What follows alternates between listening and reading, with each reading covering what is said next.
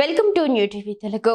ఆంధ్రప్రదేశ్లో మద్యం అమ్మకాలపై ప్రభుత్వం ప్రవేశపెడుతున్న క్యూఆర్ కోడ్ విధానం ఒక పెద్ద డ్రామా అని రాష్ట్ర వ్యాప్తంగా వెలుగు చూసిన కల్తీ మద్యం దందాను కప్పిపుచ్చుకునేందుకే ఈ నాటకాలను తెరలేపారని మాజీ మంత్రి వైసీపీ నేత పేర్ని నాని విమర్శించారు.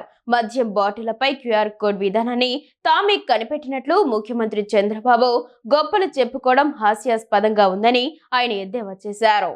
నారా చంద్రబాబు నాయుడు గారు లేదా కొల్లు రవీంద్ర గారు, ఎక్సైజ్ కమిషనర్ మీనా గారు,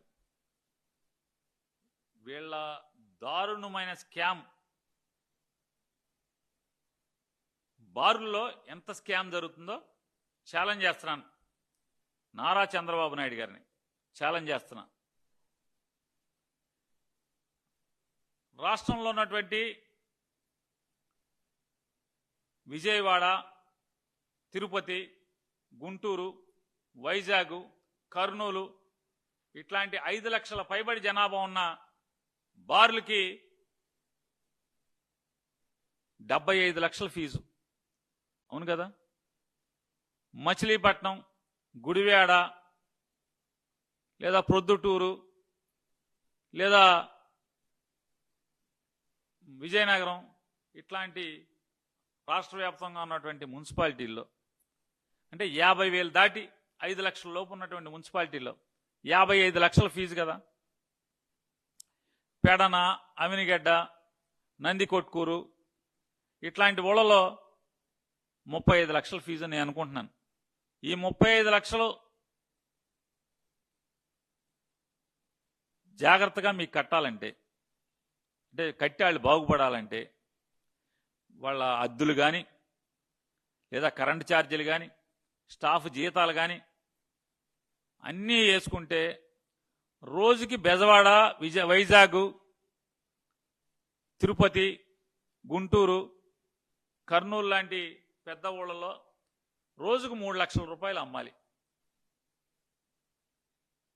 అమ్మకపోతే లాభం గోపులోకి వస్తాం. ఇళ్ళు కాళ్ళెత్తి ఇళ్ళు వాకిళ్ళు అమ్ముకోవటమే. బందరు, గుడివాడ, అనకాపల్లి, ప్రొద్దుటూరు, కడప ఇట్లాంటి ఊళ్ళు ఉన్నాయి. ఆ ఊళ్ళలో అయితే రోజుకి 2.5 లక్షల రూపాయలు అమ్మాలి. ఈయన పక్షంలో బ్రేక్ ఈవెన్ రావాలంటే. లేదా మిగతా ఊళ్ళలో బార్లు అన్ని చోట ఉన్న చోట రోజుకు 2 లక్షల రూపాయలు అమ్మాలి. అసలు విజయవాడ, గుంటూరు, విశాఖపట్నం లాంటి, తిరుపతి ఇట్లాంటి నగరాల్లో ఒక్కొక్క బారు నెల 80 లక్షల సరుకు ప్రభుత్వం దగ్గర కొనాలి.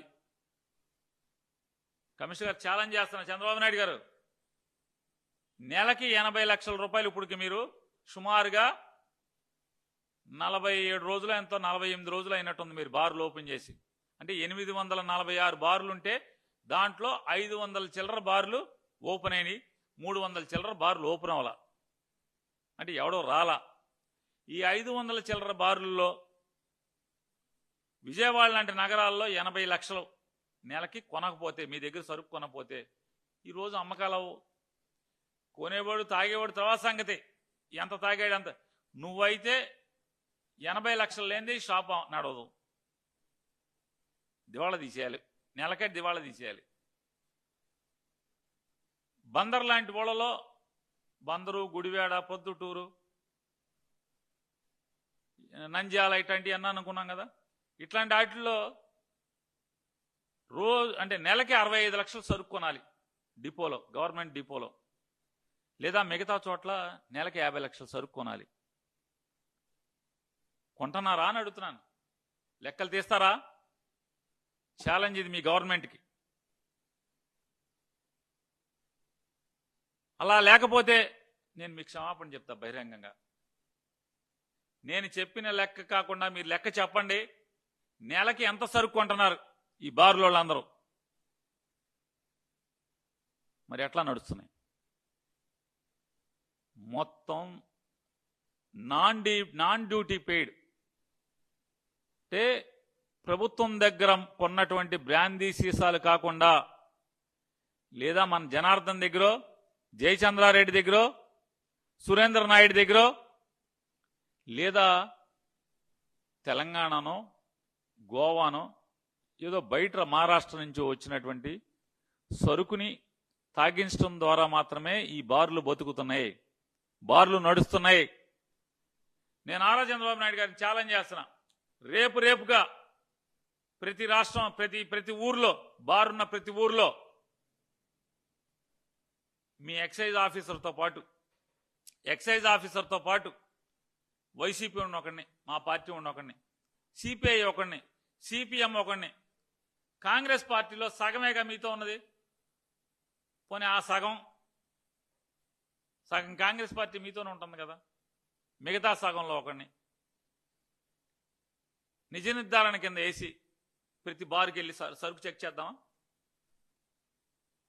ఛాలెంజ్ చేస్తున్నాను. సరుకు మొత్తం ప్రభుత్వం దగ్గర కొన్న సరుకా కాదా చెక్ చేద్దాం పదండి. ఆ బారు పేరు మీద కొనుక్కొచ్చిన సరుకా కాదా చెక్ చేద్దాం పదండి రేపొద్దున.